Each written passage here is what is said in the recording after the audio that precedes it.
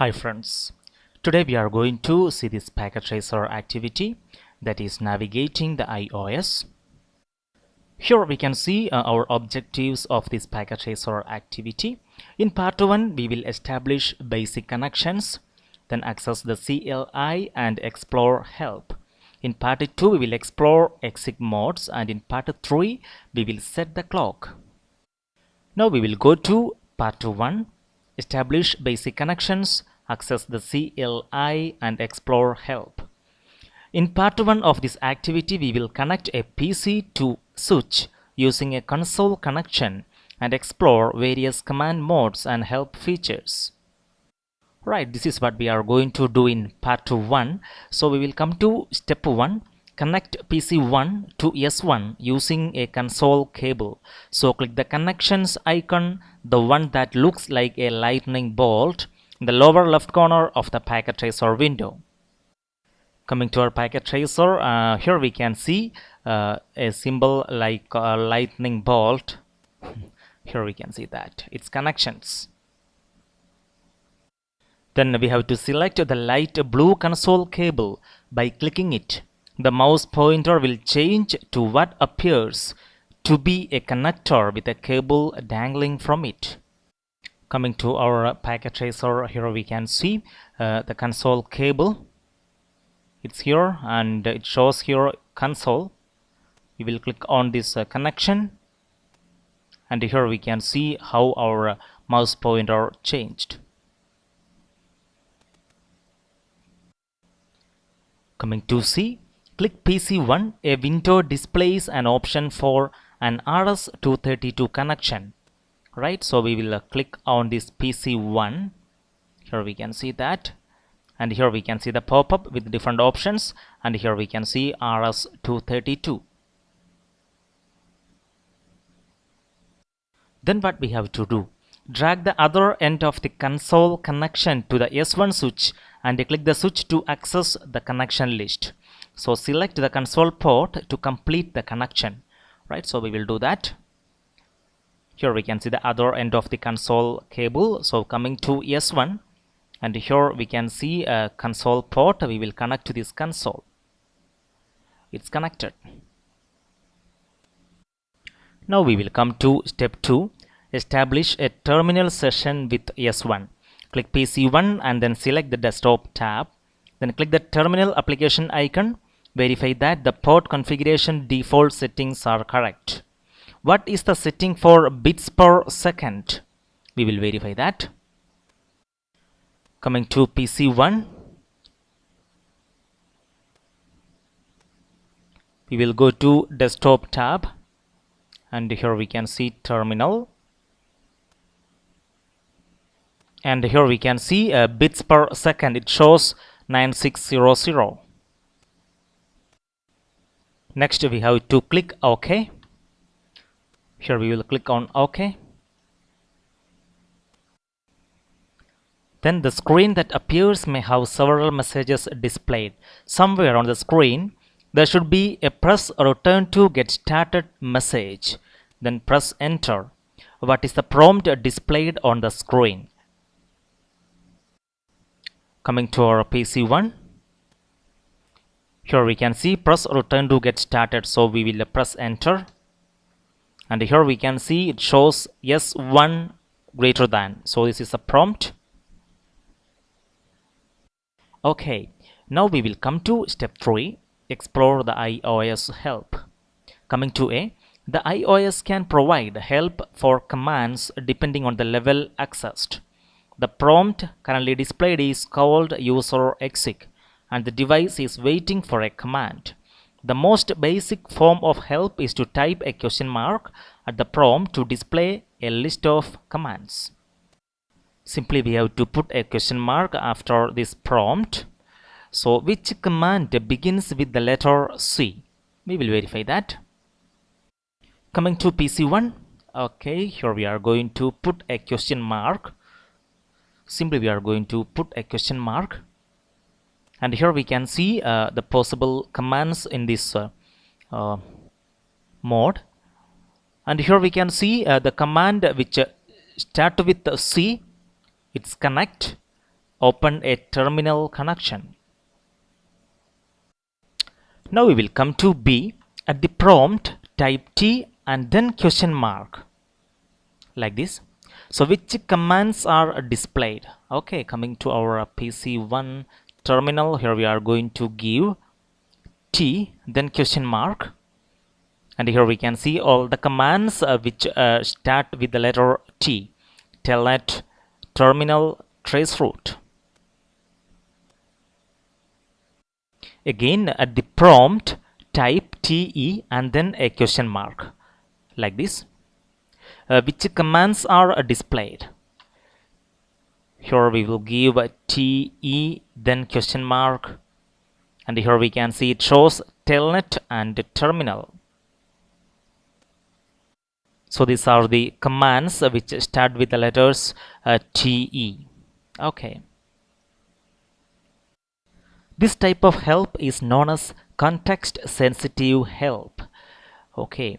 It provides more information as the commands are expanded. That's really informative. Now we will come to part 2, explore exec modes. In part 2 of this activity, we will switch to privileged exec mode and issue additional commands. Coming to step 1, enter privileged exec mode. A. At the prompt, type the question mark. Right. Here simply we will put question mark.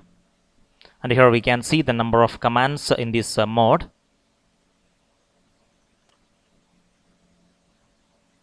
What information is displayed that describes the enable command?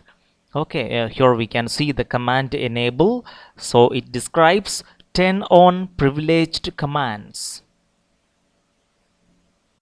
So once you give this enable command in user exec mode, we can go to privileged exec mode so that we can access all these privileged exec mode commands. Now coming to B, type EN and press the tab key. Okay. Coming to PC1, here we are going to give EN, then we are going to press the tab button. Here we can see it shows enable. So what displays after pressing the tab key? Yes, we have seen that it shows enable. Here they are explaining that this is called command completion or tab completion. Right. So when part of a command is typed, the tab key can be used to complete the partial command. If the characters typed are enough to make the command unique, as in the case of the enable command, the remaining portion of the command is displayed. What would happen if you typed TE then tab at the prompt? We will check that. So we will remove this enable, and here we are going to give TE and we are going to press tab. It shows only TE because here we can see the commands start with the TE, telnet as well as a terminal. So there is no unique command which start with the letters TE. Coming to C, enter the enable command and press enter. How does the prompt change? Okay, we will see that. So coming to our terminal, here we are going to give EN, then we can press tab. So it will complete the command enable. Now we are going to press enter, and here we can see the prompt. It shows S1 then hash. Coming to D, when prompted, type the question mark. Here we can see that.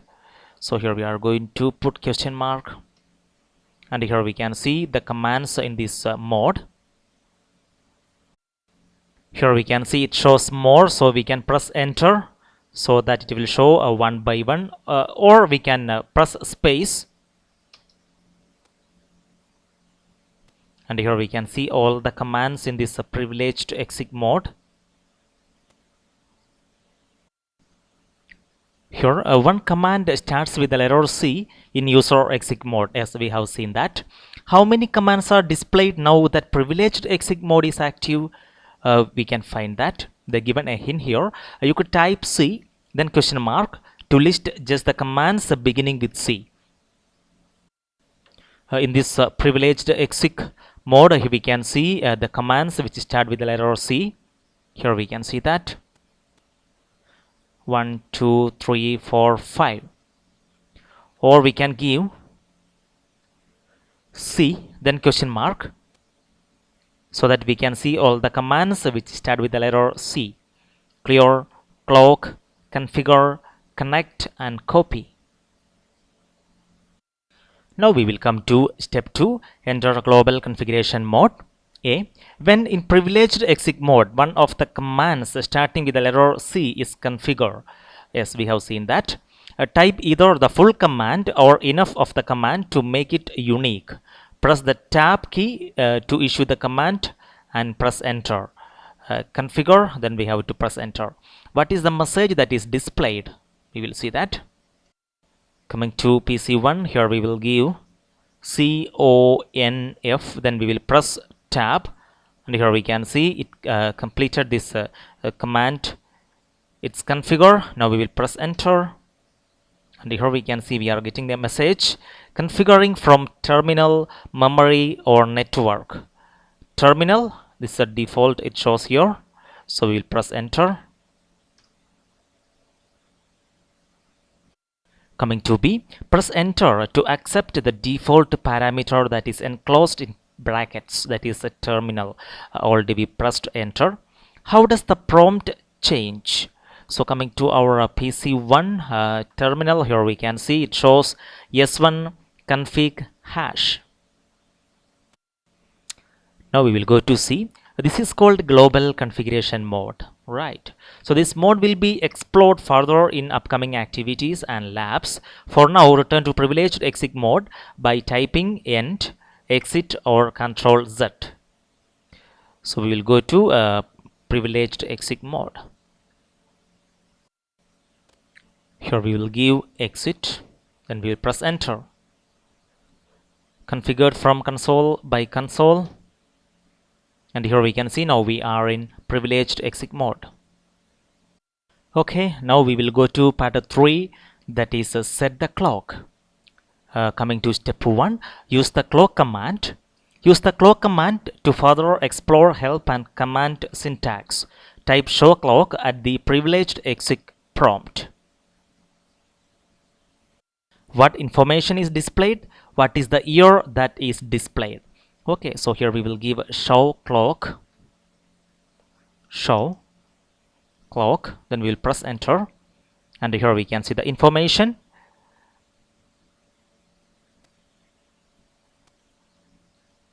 And here it shows the year 1993. Coming to B, use the context sensitive help and the clock command to set the time on the switch to the current time. Enter the command clock and press enter. Okay, so what information is displayed? We will see that here we will give clock, then we will press enter, and here we can see it shows incomplete command. Coming to C, incomplete command message is returned by the iOS. This indicates that the clock command needs more parameters. Anytime more information is needed, help can be provided by typing a space after the command and the question mark. Okay, clock, then space, then we have to give the question mark. Then what information is displayed? Okay, we will see that. Here we will give CLOCK clock space then question mark. Here we can see the command. After this clock we have to give a set the time and date. Coming to D, set the clock using the clock set command. Proceed through the command one step at a time. So here we are going to give a clock, then set, then again we will give a question mark. What information is being requested? We will see that. Here we are going to give a clock space, then the command set, then space, then we are going to give a question mark. Here we can see HH:MM:SS current time. Here they ask, what would have been displayed if only the clock set command had been entered and no request for help was made by using the question mark? Okay, we can verify that. So here we will give only clock set, then we will press enter, and here we can see it shows incomplete command. Okay, now we will come to E. Based on the information requested by issuing the clock set question mark command, enter a time of 3 p.m. by using the 24-hour format of 15:00:00. Check to see if more parameters are needed. Here we can see that we are going to set it. Here we are going to give clock set. Then here we are going to give a 15:00:00 space question mark. So here we have to give a day of the month of the year. The output returns a request for more information. So this is what we have seen here in this output. Now we will go to F. Attempt to set the date to 01/31/2035 using the format requested. It may be necessary to request additional help using the context-sensitive help to complete the process. When finished, issue the show clock command to display the clock setting. The resulting command output should display as like this. Okay.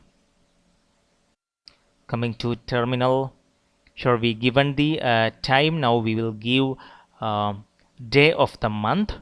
As specified, we will give 31, then space question mark. Now we have to give a month of the year. So as specified, the given one, we will give 1, then we will put question mark. It's unrecognized command, so we will give the month January. Then we can see year, we will give 2035.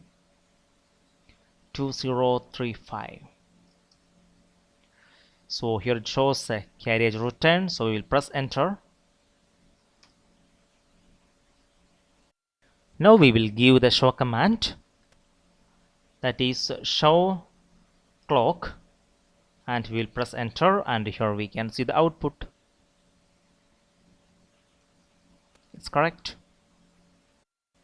Coming to G. If you were not successful, try the following command to obtain the output above. Okay, anyway, we got the output here. Now we will come to step 2, explore additional command messages. The iOS provides various outputs for incorrect or incomplete commands. Continue to use the clock command to explore additional messages that may be encountered as you learn to use the iOS. Coming to B, issue the following command and record the messages. So CL, what information was returned? We will see that. Here we are going to give a CL, then we will press enter, and here we can see it shows ambiguous command. Because here we can see with this letter CL, we have two commands such as clear and clock, so it is ambiguous. Next we will type clock and then we will press enter. So what information returned? Here we will give a clock, CLOCK, then we will press enter, and here we can see it shows incomplete command. Next here we are going to give a clock set, then we are going to give a 25:00:00. Here we are going to give clock set, then we are going to give 25:00:00. It's correct. Okay, now we are going to press enter and we will see what happens. And here we can see invalid input detected at the symbol. Here we can see that we cannot give the time as 25 marker. Okay. And here is one more, clock set 15:00:00:32. So we know that we have only the day till 31. So here we are going to give a wrong information. Then what happens? We will see that clock set 15. I will zoom it so that it will be more clear. Colon 00 colon 00, and here we are going to give 32, and we will press enter, and here we can see invalid input detected at this marker. It's here 32. We cannot give the 32 as the day. That's all. Okay, so in this packet tracer activity we received a lot of informations. Dear friends, if you have any doubt, any suggestions, please comment below, and if you like my video, give a thumb and consider subscribing for future videos. We will meet again with the next video.